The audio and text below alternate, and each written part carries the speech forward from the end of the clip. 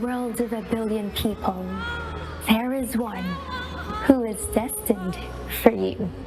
That you are connected by a thread, an invisible string that binds you with this person.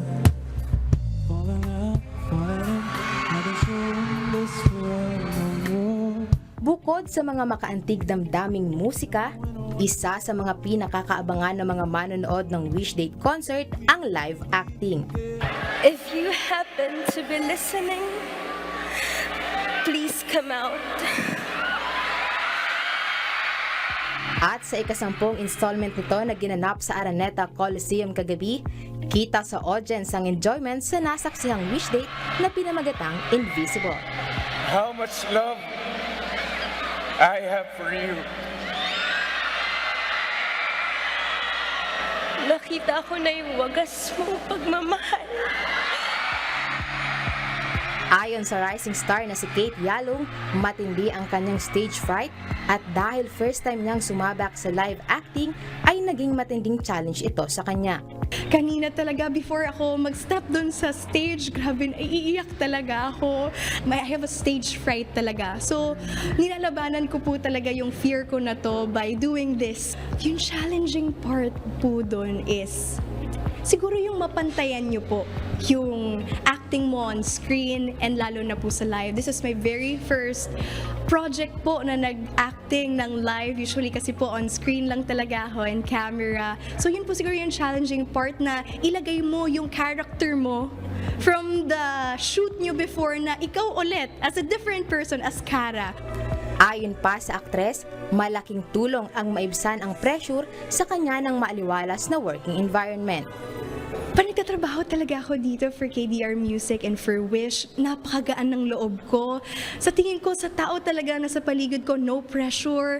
Kapag, sabi nga ni Direk, kapag kailangan mo pang ng time na i-internalize yung mga emotions mo, sige lang, bibigyan ka talaga nilang ng time. Hindi ka pinipressure in anything. Kaya siguro mas napapaganda talaga yung work and yung acting namin because of the environment.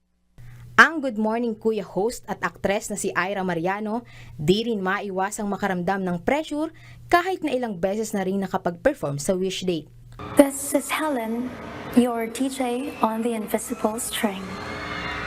Every time excited and syempre blessed na makasama ka sa concert at syempre magawa ko yung gusto ko na umaarte ulit, ganyan. Pero this time kasi I don't know, pero iba yung pressure niya.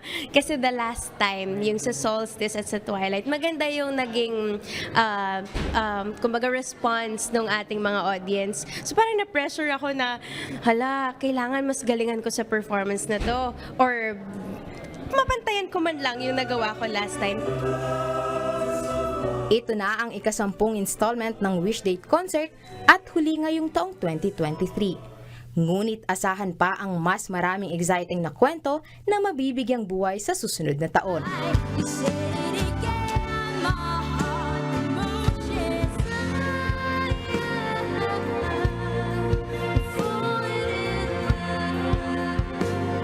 Ayon sa mga performers, talagang aabangan ng mga manonood ang susunod na Wishdate concert.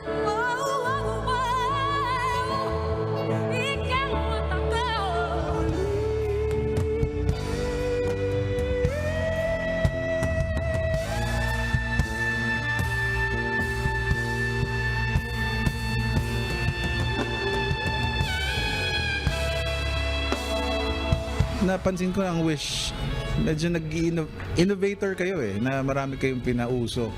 So, kaya marami kayong subscribers, followers. I think that's the main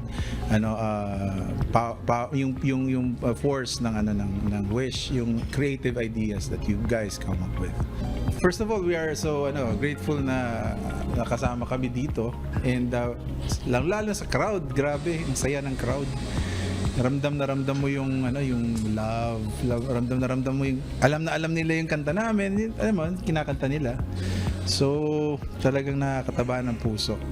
Yeah, so I mean, this is a concept show and I haven't ever done that with other concerts. Usually you just go up on stage and then you come down and that's it. So this one was there's a lot of work behind it, and personally, I feel like, wow, it's such a cool thing to do.